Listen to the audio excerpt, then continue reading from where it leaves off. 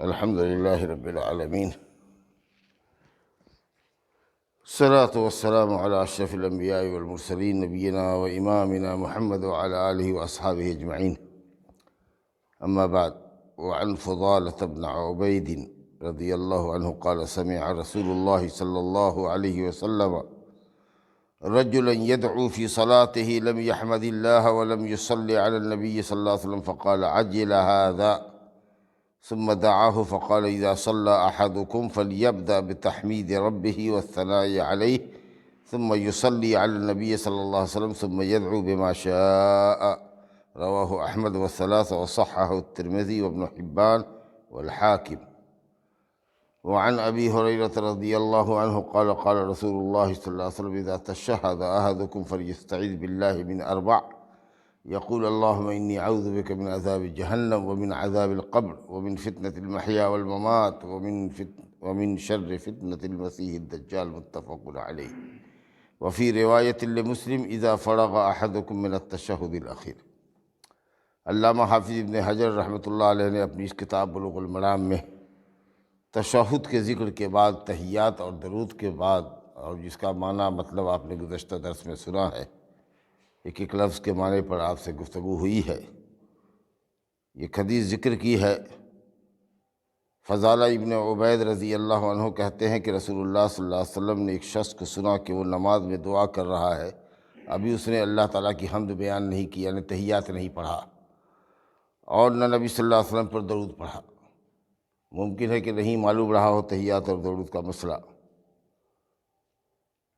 اور دعا کرنے لگا وہ، تو آپ نے فرمایا کہ اس شخص نے جلدی کی۔ یہ طریقہ نہیں ہے، طریقہ یہ ہے کہ پہلے اللہ تعالیٰ کی حمد و ثنا بیان کی جائے، جو بہترین کلمات ہیں، التحیات للہ والصلوات والطیبات، اس کے بعد نبی پر سلام ہے، اس کے بعد درود شریف ہے اللہم صلی علی محمد، اس کے بعد حدیث میں آتا ہے جیسے کہ عبداللہ بن مسعود کی روایت ہے ثم لیتخیر من الدعاء ما شاء، جو دعا چاہے اب اس کے بعد پڑھے۔ یہاں دعائیں ہیں وہ بھی، اور اس کے علاوہ بھی قرآن حدیث کی جو دعا اس کو یاد ہو، ربنا آتنا فی الدنیا حسنہ، یا رب ارحمہما کما ربیانی صغیرہ، رب زدنی علما، جو بھی دعا دنیا آخرت کی بھلائی کی ہو وہ تحیات میں مانگ سکتا ہے، خاص کہ جب اکیلا پڑھ رہا ہو، رات کی نماز وغیرہ ہو تو، یا تنہا نماز پڑھے تو اب ظاہر ہے کہ امام ہے، اگر ساری دعاؤں کو پڑھے گا تو مقتدی پر تو لمبا ہو جائے گا تحیات۔ بہرحال تو طریقہ یہ ہے کہ تحیات میں بیٹھنے کے بعد سیدھے ہی آدمی دعا پر نہ آ جائے، بلکہ تحیات پڑھے جس میں اللہ تعالیٰ کی تعریف ہے، اور اس کے بعد درود ہے، اور اس کے بعد تب اپنی حاجت پیش کیجیے، تب دعا قبول ہوگی۔ ویسے بھی آپ جاتے ہیں کسی سے مانگنے کے لیے تو سیدھے تھوڑے گئے اور کہا کہ 2000 روپیہ دیجیے، تو تھوڑا سا گفتگو کرتے ہیں، شروع کرتے ہیں، اپنے رشتے کو بتاتے ہیں، اس کی تعریف کرتے ہیں، اس سے قریب ہونے کی کوشش کرتے ہیں، اس کے بعد اپنی حاجت پیش کرتے ہیں۔ جو پہلے ہی مدعا نہیں پیش کیا جاتا ہے ملاقات کے ساتھ ہی۔ تو اللہ رب العالمین سے ہم اگر اپنی حاجت منوانا چاہتے ہیں تو نماز کے اندر بھی اور نماز کے باہر بھی، جب بھی کبھی دعا کے لیے ہاتھ اٹھائے تو پہلے اللہ کی خوب تعریف کیجیے، اس کی حمد و ثنا بیان کیجیے، نبی صلی اللہ علیہ وسلم پر درود و سلام بھیجیے، اس کے بعد تب اپنی حاجت اور مناجات، اپنی ضرورت اللہ کے سامنے پیش کیجیے۔ پھر اس کے بعد الحمدللہ، الصلاۃ والسلام علی نبی اللہ، آمین، اور اس کے بعد تب اپنا ہاتھ گرائیے۔ سمجھا؟ تو شروع میں اللہ کی تعریف اور حمد و ثنا کرنے کے بعد ہی آدمی کو چاہیے کہ اپنی حاجت اور اپنی دعا اور درخواست اللہ کے سامنے پیش کرے۔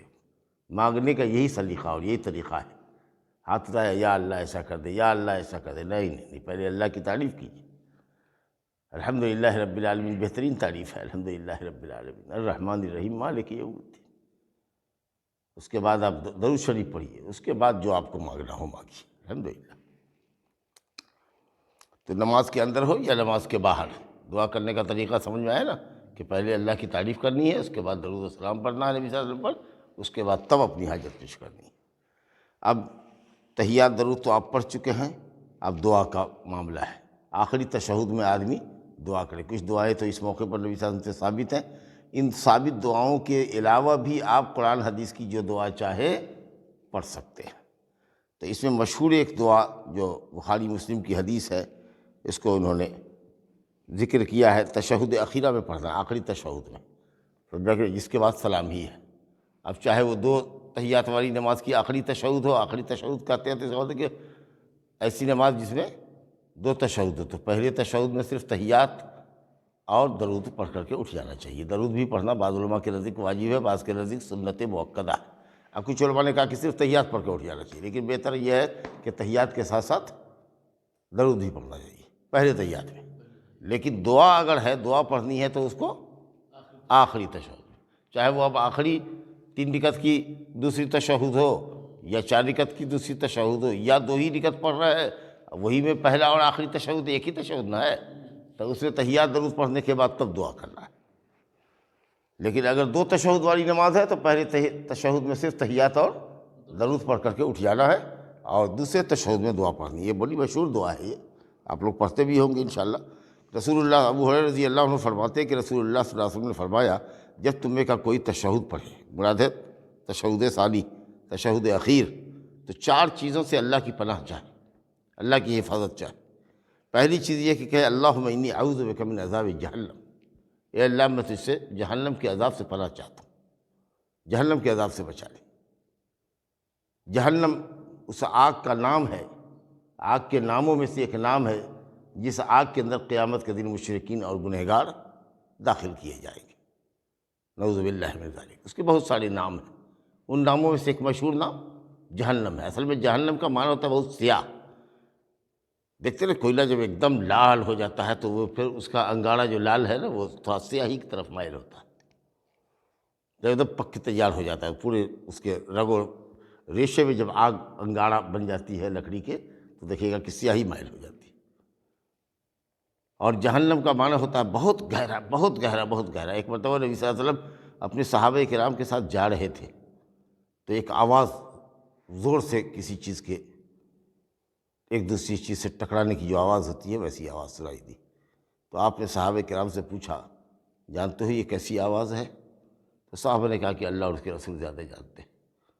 کہا کہ ایک پتھر آج سے 70 سال پہلے جو جہنم میں گرایا گیا وہ ابھی جا کر کے جہنم سے کہ نچلے حصے سے ٹکرایا ہے، اس کی آواز اللہ نے مجھ کو سنائی، تم لوگوں کو سنائی۔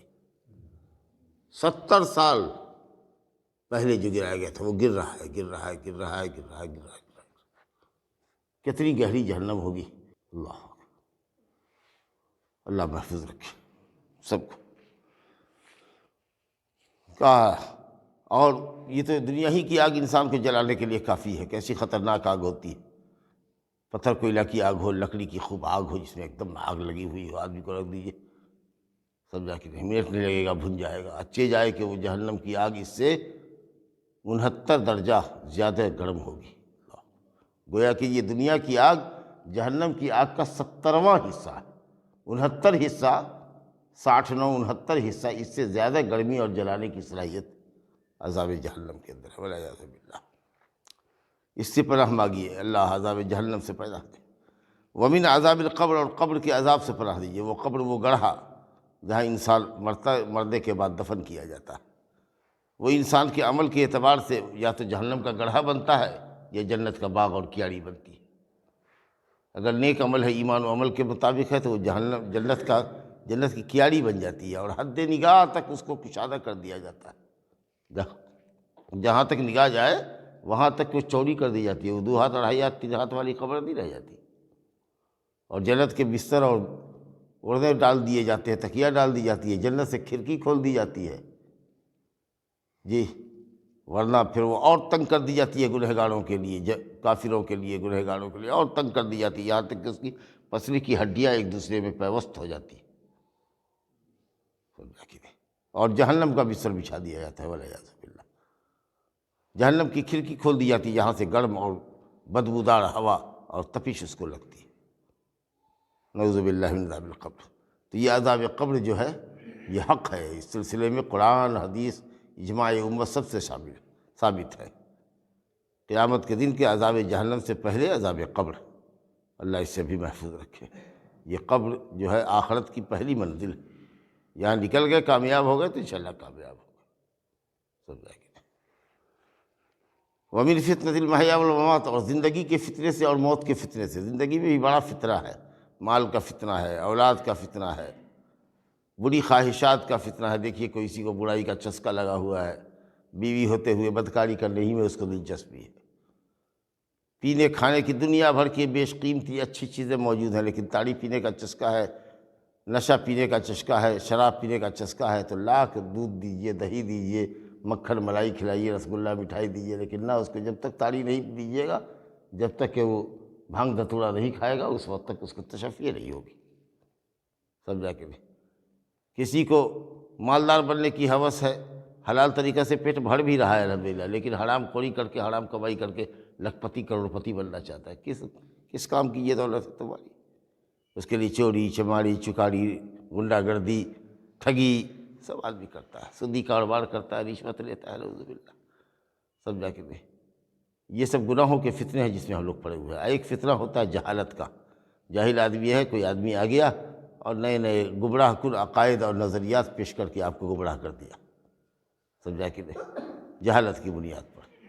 تو کوئی بھی چیز اگر آوے، کوئی نیا فتنہ آوے، سمجھا کہ دین کے تعلق سے کوئی شبہ پیدا کرے، ارے عذاب قبر کیسے ہوگا بھائی؟ ہے تو کہتے ہو عذاب قبر ہوگا، اور جو آدمی ڈوب گیا سمندر میں اس کو عذاب قبر کا ہوا، اس کو کون قبر ہو گیا؟ گیا جنگل میں شیر کھا گیا اس کو، تو اس کو کون عذاب قبر ہوا؟ اب آپ تو کنفیوز ہو گئے، ہاں یہ بات تو ٹھیک کہتا ہے کہ ارے قرآن میں لکھا ہے کہ عذاب قبر ہوتا ہے، نبی صلی اللہ علیہ وسلم کی حدیث ہے کہ آپ نے دعا سکھائی ہے کہ اللہ ہم عذاب قبر کے فتنے سے پناہ چاہتے ہیں، قبر کے عذاب سے چاہے، اس کا ضرور کوئی نہ کوئی مطلب ہوگا، ہم نہیں سمجھتے، عالم سے پوچھ کے بتائیں گے۔ ارے اگر اس کا جسم ختم ہو گیا تو اس کی روح تھوڑے ختم ہو گئی؟ باغ بلائی نے، شیر نے کھا لیا جسم کو، کی روح کو، آتما کو بھی کھا لیا، پران جو اس کو کہتے ہیں، وہ تو نکل گئی نا، اس پر عذاب ہو رہا ہے جہنم میں۔ اور اللہ رب العالمین قادر ہے کہ کسی طریقے سے بھی اس کے جسم کو جمع کر دے، اس پر بھی عذاب دے دے۔ اب ایک آدمی تھا بڑا گنہگار تھا، حد درجہ گنہگار تھا، بعض روایتوں میں آتا ہے کہ کفن چور تھا۔ سمجھا کہ نہیں؟ تو جب وہ مرنے لگا تو اپنے بچوں کو بیٹھایا، حدیث ہے بخاری مسلم کی، کہا کہ کیسا باپ پاتے ہو ہم کو؟ کہا کہ بہت اچھے باپ رہے آپ، زندگی بھر کھلایا پلایا پڑھایا۔ تو کہا کہ تم اچھے بیٹے کا کردار ادا کرو گے؟ کہا ہاں بالکل۔ کہا تو مجھ کو وعدہ دو کہ اچھے بیٹے کا کردار ادا کرو گے، جب میں مر جاؤں نا تو لوگ یہاں لوگوں کو دفن کرتے ہیں، ہم کو دفن مت کرنا، ہم کو جلا دینا، اور جلا کے کھوڑ کھوڑ کے جلانا، کوڑید کوڑید کے جلانا، اور جب میں جل کے راکھ ہو جاؤں تو اس راکھ کو اور پیس دینا، پتھر کی سل پر رکھ کر کے لاش کو پیس دینا راکھ کو، تاکہ اور وہ پتلی ہو جائے، اور جس دن خوب گرمی رہے، تیز تند ہوا چلے، اس دن اس کو اڑا دینا۔ کہا کیوں ابا؟ کہا کہ میں اتنا گنہگار ہوں، اتنا گنہگار ہوں کہ اللہ نے اگر مجھ کو پا لیا نا تو ایسا عذاب مجھ کو دے گا کہ دنیا میں اس سے کبھی کسی کو ایسا عذاب نہیں دیا ہوگا۔ اللہ کے خوف سے اس نے کیا، یہ سوچ کر کہ کہیں یہ تدبیر میری کامیاب ہو جائے اور میں عذاب سے بچ جاؤں۔ اللہ کے لیے کیا مشکل تھا؟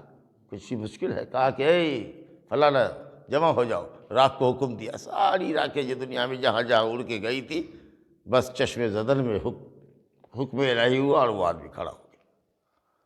پوچھا کیوں ایسا کیا؟ کہا کہ تیرے خوف سے، تیری شدت خوف سے اللہ، کیونکہ میں گنہگار آدمی ہوں، تو جانتا ہے کہ میں کتنا بڑا گنہگار ہوں۔ کہا جا، تیرے دل میں یہ خوف میرا پیدا ہو گیا نا، میں نے تم کو معاف کر دیا۔ جا، سمجھا گیا؟ تو ہو سکتا ہے کہ ڈوبی ہوئی لاشوں کو، جس کو جانوروں نے نگل لیا ہو یا جنگل میں شیر نے نگل لیا ہو، انہی لاشوں کو اللہ تعالیٰ کسی بھی طریقہ سے جسم کے مختلف متفرق اجزاء کو جمع کر کے اللہ تعالیٰ اس کی باڈی تیار کر لیا، اس کے اوپر عذاب دے، کیسے کیا کرے گا وہ تو وہ جانے گا۔ لیکن اس سے آپ اس حقیقت کا انکار نہیں کر سکتے جو قرآن حدیث سے ثابت ہے کہ عذاب قبر حق ہے۔ تو بہت سے گمراہ فرقے ہیں مسلمانوں میں جو کہتے ہیں کہ عذاب قبر کوئی چیز نہیں ہے۔ تو اس طرح کا فتنہ اور شک شبہ میں لوگ ڈال دیتا ہے جس کے پاس علم نہیں ہے۔ تو اللہ تعالیٰ یہ فتنہ جو ہے شبہات کا اور جہالت کا، اس سے بھی محفوظ رکھے، اور بری خواہشات کا جو فتنہ ہے، چاہے وہ عیاشی کا فتنہ ہو، چاہے مال کا فتنہ ہو، سمجھا کہ نہیں، یا حرام خوری کرنے کا، جس کو بھی جس طرح کا بھی برا چسکا لگا ہوا ہو، اللہ تعالیٰ اس طرح کے بھی فتنے سے محفوظ رکھے۔ تو یہ تو زندگی کا فتنہ ہوا۔ مرنے کے وقت کا کیا فتنہ ہے؟ بہت سارے فتنے، ہو سکتا ہے کہ موت کے وقت میں شیطان آتا ہے، مختلف لوگوں کی شکل اختیار کر کے آتا ہے. ہو سکتا ہے آپ کی باپے کی شکل میں آوے کہ بہو اسلام پر تو ہم مڑے، مسلمان ہو کے مڑے، لیکن غلط ہے، یہ دین دھڑم ہے، یہودی بن جائے. اب بتائیے، وہ شیطان ہے. اسی طریقہ سے شیطان آتا ہے، سوال کرتا ہے، بتا تیرا آسمان کس نے پیدا کیا؟ تو مومن کہتا اللہ. زمین کس نے پیدا کیا؟ تو اللہ. پہاڑ کس نے پیدا کیا؟ تھا آج تیرے اللہ کو کس نے پیدا کیا؟ لا حول ولا قوة الا باللہ. اس طرح کا سوال کرتا ہے. سمجھا کہ چاہتا ہے کہ کسی طریقے سے اس کی زبان کو پھسلائے، مرنے کے وقت میں آخری لمحے میں اس کو ایسا گمراہ کرے کہ یہ وہیں سے جہنم میں چلا جائے. سمجھا کہ نہیں؟ اور کچھ لوگوں نے کہا کہ موت کے فتنے سے مراد وہی قبر کا فتنہ ہے، جہاں ہم دفن کر کے آ جاتے ہیں، عزیز و قریب سب واپس آ جاتے ہیں، دوست احباب، تو جو منکر نکیر آدھم ہوتے ہیں قبر میں اس کو اٹھاتے ہیں، بیٹھاتے ہیں اور سوال جواب کرتے ہیں، وہ فتنہ ہے قبر کا. تو بہرحال مرنے کے سے پہلے کا فتنہ ہو کہ مرنے کے بعد کا فتنہ ہو، اللہ تعالیٰ ہر طرح کی فتنے سے محفوظ رکھے. دیکھیے کتنی جامع دعا ہے، کتنی اہم دعا ہے. وَمِن شر فتنة المسیح دجال، اور مسیح دجال کے شر سے بچا، فتنے کی شر سے بچا. مسیح دجال یہ آخری زمانے کی علامتوں میں سے ایک علامت ہے. یہ کانا دجال ہوگا، داہری آنکھ اس کی بالکل سپاٹ ہوگی، پوچھی ہوئی ہوگی. یہ ہم لوگ کی جو آنکھ ابھری ہوئی ہے نا، یہ بالکل پلین ہوگا اس میں، اور ایسا لگے گا انگور کا ایک دانہ ہوتا ہے، جب اس کا نچوڑ دیجیے گا، پانی گرا دیجیے گا تو کتنا چھوٹا سا ہو جائے گا، اس طریقے سے، جس کو ہم لوگ کہتے ہیں نا کہ ایک دم پپٹ آنکھ ہے، بالکل دھسی ہوئی ہے، ایک دم پلین. اور مائی آنکھ جو ہوگی اس میں بھی کچھ نہ کچھ خرابی ہوگی. وہ مردود پہلے نبی ہونے کا دعویٰ کرے گا. جب اس کے بہت سارے چیلے چپاٹے ہو جائیں گے، لاکھوں ہزاروں کی تعداد میں، ہزاروں لاکھوں کی تعداد میں، تو اللہ ہونے کا دعویٰ کرے گا. اور اس کے ساتھ جہنم بھی ہوگی اور جنت بھی ہوگی. قحط والی زمین میں گزرے گا، جہاں سے کئی سال سے پانی نہیں ہوا ہے، تو آسمان کو حکم دے گا، بدلی کو حکم دے گا، پانی برسے گا. کتنے لوگ اس کے عجیب کرشمے کو دیکھ کر کے اس پر ایمان لے آئیں گے اور اللہ کا انکار کرتے ہیں کہ واقعی یہی رب ہے. سمجھا؟ اور جو اس کا انکار کر دے گا اس کو آگ میں ڈالے گا، حالانکہ وہ آگ ہی باغ بہشت ہے، گلزار ہے. اور جس کو وہ جو اس پر ایمان لے آئے گا تو کافر ہو ہی گیا. اتنا بڑا فتنہ ہوگا، اتنا بڑا جادوگر ہوگا، اتنا بڑا مکار دجال، کہتے ہیں نا مکار دجال، غلط بات کو اچھی بات بنانے میں، اپنی بات کو منوانے میں اتنا ماہر ہوگا کہ مت پوچھیے. سمجھا کہ نہیں؟ اگر کسی کو کہے گا کہ میں اس آدمی کو چیڑ دوں، تب تم کو کہے گا کہ نہیں، مار کر کے زندہ کر دیجیے گا، تو ہاں، 2 ٹکڑے میں چیڑ دے گا، ایک ٹکڑا ادھر پھینکے گا، ادھر ایک ٹکڑا پھینکے گا، وہ بیچ میں چلے گا. اور اس کے بعد کہے گا کہ اگر میں ان دونوں ٹکڑوں کو جوڑ کر کے زندہ کر دوں تب مجھ کو رب مانے گا. سمجھا کہ نہیں؟ تو لوگ کہے گا ہاں، جوڑ دے گا دونوں کو. اس آدمی سے پوچھے گا کہ بتا تو مجھ کو رب مانتا ہے؟ میں نے تم کو ابھی چیڑ دیا، مار دیا، پھر زندہ کر دیا. کہا کہ میں گواہی دیتا ہوں کہ تو دجال ہے، کیونکہ میرے نبی نے یہ کہا تھا کہ دجال یہ کرے گا. سمجھا کہ نہیں؟ اب کوئی کہتا ہے کہ دجال سے مراد دجال نہ ہے، کانا دجال، وہ امریکہ اور فلاں دجال، اس طرح کا تماشا کرتا ہے. سوچیے، ارے یہ ایک آدمی ہوگا بھائی، یہ ایک آدمی ہوگا. آپ نے بتایا کہ ابن قطن نام کا جو عرب میں آدمی ہے، بدصورت بد شکل، اس کی شکل کیسا ہوگا، یہ بھی بتایا آپ نے. آپ نے کہا کہ 70,000 اصفہان کے جو ایران کا ایک شہر ہے، وہاں کے یہودی اس کی پیروی کریں گے. تو گویا یہودیوں اور شیعوں کی ملی جلی بھگت ہوگی اس میں، ایران کی اور اسرائیل کی. سمجھا کہ وہ اس کے فالوور ہوں گے. سمجھا؟ بہت بڑا فتنہ ہوگا. جب سے آدم علیہ السلام دنیا میں آئے ہیں، اس وقت سے لے کر کے قیامت تک اتنا بڑا کوئی شر اور فتنہ دنیا میں پیدا نہیں ہوا ہوگا. اتنا بڑا فتنہ ہوگا وہ. ہر نبی نے اپنی قوم کو ڈرایا دجال کے فتنے سے. تو نوح علیہ السلام کے زمانے میں کہاں تھا؟ فرانس اور ایران. امریکہ کی اس کو کہتے ہو کہ دجال ہے. اس طریقہ سے دھوکہ کرتا ہے لوگ. کہے گا ہم مہدی بنے ہوئے ہیں، کوئی کہے گا ہم عیسیٰ علیہ السلام بنے ہوئے ہیں. دجال سے مراد وہ ہے. یہ سب الٹی سیدھی حرکتیں کرتا ہے، گمراہی پھیلاتا رہتا ہے. وہ دجال قیامت کی علامتوں میں سے ایک بڑی علامت ہے. 40 دن وہ دنیا میں زندہ رہے گا. ایک دن اس کا 1 سال کے برابر ہوگا. پوری دنیا کو ناپ جائے گا. سمجھا کہ نہیں؟ سوائے مکے اور مدینے کے کہ وہاں نہیں داخل ہو سکتا ہے. فرشتے برچھا اور تیر تلوار لیے کھڑے ہوں گے، جیسے آئے گا بھونک دیں گے اس کو، دیکھے گا اور بھاگے گا. باقی ساری دنیا کو اپنے قدموں سے روک دے گا. تو ایک دن اس کا 1 سال کے برابر، اور دوسرا دن ہوگا اس کا 1 مہینے کے برابر، اور تیسرا دن ہوگا اس کا 1 ہفتے کے برابر، اور چوتھے دن سے لے کر کے باقی کا 40 جو دن ہوگا وہ اس کے جنرل دن کے طریقے سے ہوگا۔ اور جس دن ٹھیک 40واں دن پر ہوگا اس دن حضرت عیسیٰ علیہ السلام کا ٹکراؤ اس سے فلسطین میں ہوگا، اور باب لد جو فلسطین میں ایک دروازہ ہے اس کے اوپر حضرت عیسیٰ علیہ السلام اس کو خنجر ماریں گے، تلوار ماریں گے، اس کے 2 ٹکڑے کر دیں گے، اس کا کام تمام ہو جائے گا۔ پوری تفسیر حدیث کے اندر آئی، تو بیجا اور غلط تعویل کر کے لوگ یہ کہتے ہیں۔ بہرحال یہ بہت بڑا فتنہ ہے، دجال کا فتنہ، اللہ تعالیٰ اس کے شر سے بچائے۔ تو یہ 4 چیزیں ہیں خطرناک، ان سے نماز میں پناہ چاہنی چاہیے۔ کیا ہوا؟ اللہم انی اعوذ بک من عذاب جہنم ومن عذاب القبر ومن فتنة المحیا والممات ومن شر فتنة المسیح الدجال۔ یاد کیجیے، کتنی اچھی دعا ہے ماشاءاللہ، لا الہ الا اللہ۔ اور اس کے بعد پھر اور دعا بھی ہے اسے تحیات کے اندر جو پڑھتے ہیں، آخر تحیات کے اندر۔ وعن ابی بکر صدیق رضی اللہ عنہ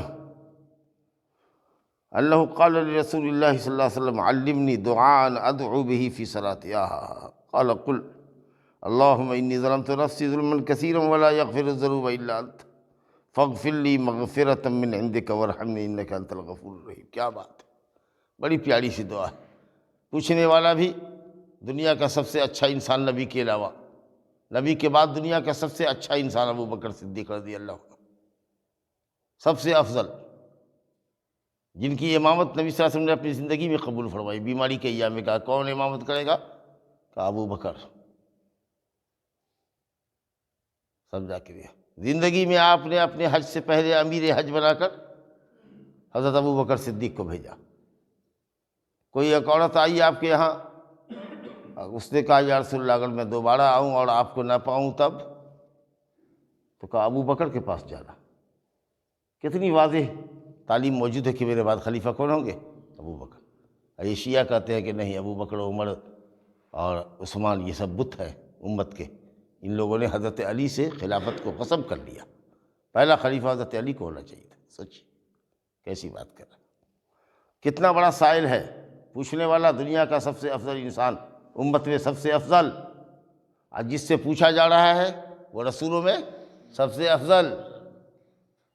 سائل کتنا زبردست ہے، اور جس سے پوچھا جا رہا ہے مسئول، وہ کتنا افضل۔ اور پوچھا جا رہا ہے کیا کہ نماز میں کیا دعا پڑھوں؟ عبادتوں میں سب سے افضل نماز۔ سوچیے دعا کتنی قیمتی ہوگی کہ یا رسول اللہ، حضرت ابو بکر صدیق نے کہا یا رسول اللہ کوئی ایک دعا سکھلا دیجیے جس کو میں نماز میں پڑھا کروں۔ کتنی اچھی دعا ہے کہ اللہم انی، یہ کہو اللہم انی ظلمت نفسی ظلما کثیرا، اللہ میں نے اپنے نفس کے اوپر بہت زیادہ ظلم کیا ہے۔ انسان اپنے نفس پر ظلم کب کرتا ہے، کیسے کرتا ہے؟ جب کسی واجب کو چھوڑ دے، جو ضروری کام ہے اس کو آپ نے چھوڑ دیا، یا حرام کام کا ارتکاب کری انسان، یہی نہیں ظلم ہے۔ واجب کو چھوڑ دیا تو ظلم کیا اپنے آپ پر، گنہگار ہوئے، یا حرام کام کیا تو گنہگار ہوئے۔ تو اے میرے رب، میں نے اپنے نفس پر بہت ظلم کیا ہے، بڑے گناہ بھی کیے ہیں، چھوٹے بھی گناہ کیے ہیں۔ ولا یغفر الذنوب الا انت، اور تیرے سوا کوئی گناہوں کو بخشنے والا نہیں ہے۔ اللہ چھپانے والا ہے، بخشنے کا مطلب کہ چھپانا اور معاف کر دینا، یہ نہیں کہ بے عزت کر کے معاف کیا، بے عزت کر دیا تب کہا جاؤ معاف کر دینا، نہیں، گناہ پر پردہ دینا اور معاف کر دینا، کہ کسی کو پتہ بھی نہ چلے کہ کیا گناہ لے کر کے انسان آیا، کیا گناہ کر کے آیا، یہ کسی کو پتہ بھی نہ چلے۔ یہ ہے کمال اللہ تعالیٰ کا۔ یہ جو ہے سر پر ٹوپی ہے، سر کو چھپائی ہوئی ہے، مان لیجیے، لیکن یہ چھپاتی بھی ہے اور سر کے عیب کو چھپائی ہوئی بھی ہے، اور گرمی سے بچاتی بھی ہے۔ سمجھا کہ مغفر کہتے ہیں لوہے کی ٹوپی کو، جو جنگی میدان میں، جنگی شخص میدان میں پہنتا ہے، جو اس کو بچاتی بھی ہے اور اس کی حفاظت بھی کرتی ہے۔ ہاں، تو اللہ میری مغفرت کر کے مطلب کہ ہمارے گناہوں کو چھپا بھی دے اور ہم کو بغیر سزا دیے ہوئے معاف کر دے۔ تو اللہ تیرے سوا گناہوں کو کوئی بخش نہیں سکتا۔ سمجھا کہ فاغفر لی مغفرۃ من عندک، اللہ اپنی طرف سے، اپنے فضل سے میرے گناہوں کو معاف کر دے، بڑی معافی دے دے اپنے فضل سے۔ انک انت الغفور الرحیم، یہ دو نام اللہ تعالیٰ کا بطور وسیلہ استعمال کیا گیا، کیونکہ تو غفور ہے، تیرا نام غفور ہے، تیرا نام رحیم ہے، سمجھا کہ نہیں؟ تو لوگ غفور نام، عبد الغفور نام رہ جاتا ہے، او غفور بھائی، او غفور بھائی، غفور تو وہ ہے عبد الغفور کو، او عبد الغفور بھائی، کس کا بیٹا ہے؟ عبد الغفور کا بیٹا ہے۔ عبد الغفور ہو سکتا ہے کوئی، غفور نہیں ہو سکتا۔ غفور تو کہتے ہیں بہت بڑے بخشنے والے کو، وہ اللہ ہے۔